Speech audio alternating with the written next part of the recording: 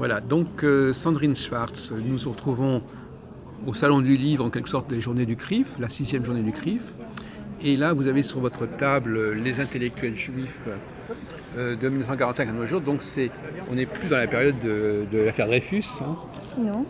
C'est les successeurs, parce qu'on dit souvent que les intellectuels, le moche de l'intellectuel est né sous l'affaire Dreyfus. Alors les intellectuels, le terme même est né au moment de l'affaire Dreyfus, puisque c'est Georges Clemenceau dans un article de l'Aurore en janvier 1898 qui a employé pour la première fois ce terme pour qualifier ceux qui utilisaient leur notoriété en faveur de la révision du procès du capitaine Dreyfus. Parmi ces intellectuels, il y avait évidemment Zola, qui quelques jours auparavant, en janvier 1898, avait publié son J'accuse, mais il y avait aussi des intellectuels de confession juive comme Bernard Lazare, Edmond Flegg ou André Spire. Pour les anti-dreyfusards, eh bien, le terme intellectuel était péjoratif, c'était ces cosmopolites, ceux qui s'opposaient à l'ordre établi, à une époque où la loi de 1905 n'était pas encore passée de séparation de l'Église et des États.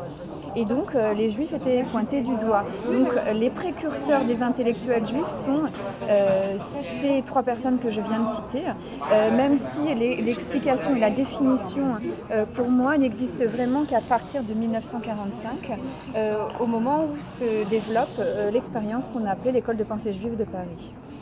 Ah, alors l'école de pensée juive. C'est vrai que quand on pense d'intellectuels juifs, on pense par exemple à un personnage comme Bernard-Henri Lévy.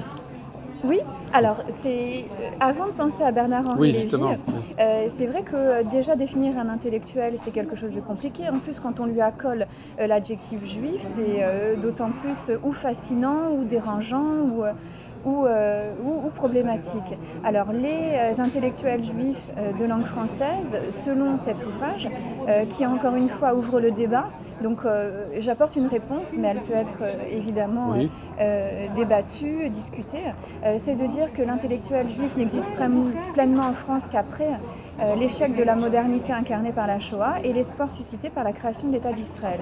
L'illustration est cette école de pensée juive de Paris. Alors voilà, qu'est-ce que c'est? L'école de pensée juive de Paris accueillait deux éléments différents. Il y avait l'école Gilbert Bloch d'Orsay et le colloque des intellectuels juifs de langue française. Que je connais bien. Oui. Voilà, donc c'est sur ces archives que j'ai travaillé.